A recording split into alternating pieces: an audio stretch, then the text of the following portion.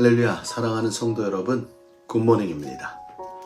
오늘도 말씀 앞에 겸허히 서서 하루의 아침을 시작하는 여러분들의 귀한 발걸음 위에 놀라운 은혜와 하나님의 인도하심이 있기를 주님의 이름으로 축원합니다.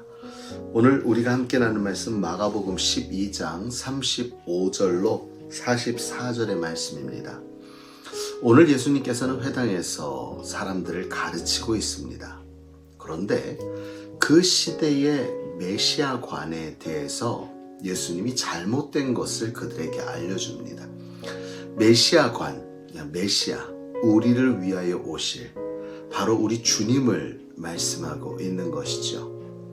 그런데 오늘 본문 말씀은 이렇게 이야기합니다. 시편 110편의 말씀을 인용해서 이렇게 이야기하죠.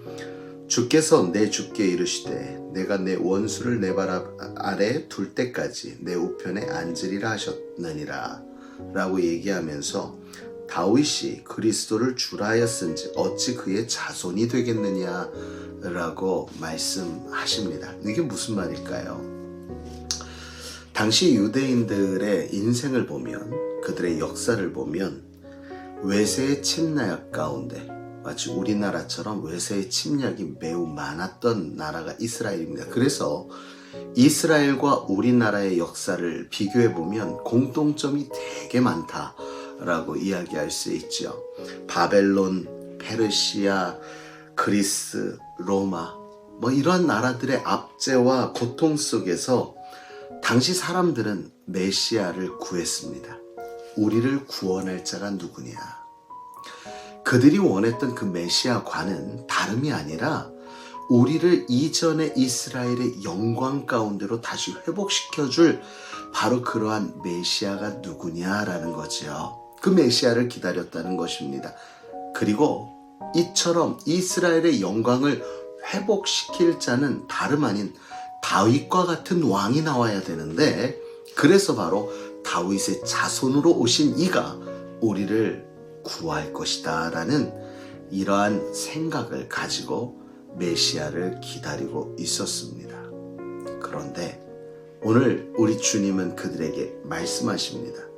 시편 110편에 그들이 그렇게 동경하던 다윗의 시를 빌어서 말씀하기를 내 주께서 내 주께 이르시되, 내 주, 나의 주께 이르시되, 다윗이 주라 이야기한 바로 그분은 바로 예수님, 장차 오실 메시아를 가리킵니다.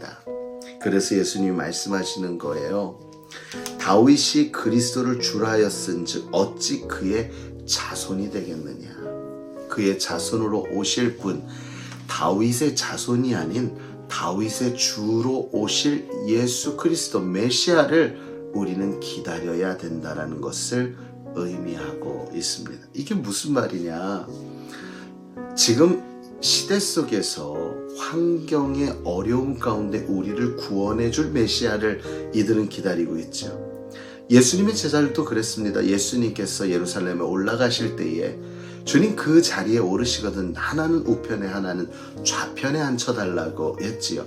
예수님의 제자들, 하나님의 나라에 대해서 소개를 받았던, 하나님의 나라에 대해서 배웠던 예수님의 제자들조차도 눈에 보이는 왕자, 눈에 보이는 힘, 권력, 이것을 원했던 것을 우리는 알 수가 있습니다.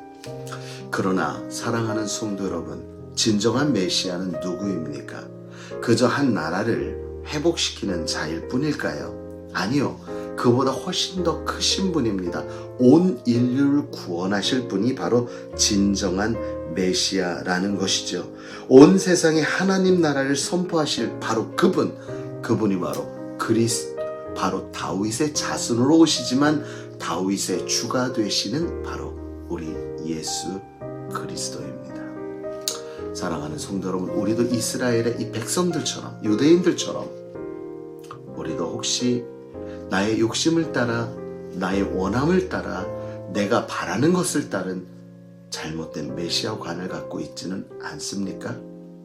우리 안에 진정한 메시아는 죽었던 나를, 영원히 죽을 수밖에 없는 나를, 죄 있는 나를 구원하시는 그분, 나를 위해 십자가에 달려 친히 죽으신 예수 그리스도, 그분이 진정한 우리의 메시아예요. 오늘 이 시간 우리가 바랄 메시아는 바로 우리의 삶을 이롭게 하실 분이 아니라 먼저 그의 나라와 그의 의를 구하는 하나님의 나라를 위해 충성한 우리들을 위해 더하여 주시는 은혜를 주실 분, 바로 그분이 메시아라는 사실을 우리는 분명히 기억해야 할 것입니다. 특별히 오늘 말씀 뒤에 보면 헌금에 대해서 말씀하고 있지요. 예수께서 헌금함을 대하여 앉으사 무리들이 어떻게 헌금하시는 걸 보는데, 보니까 여러 부자가 헌금함에 많은 것을 넣는 것을 보게 됩니다. 또한 42절에 한 가난한 과부는 와서 두렙돈 곧 한 고드란트를 넣는 것을 보게 됩니다.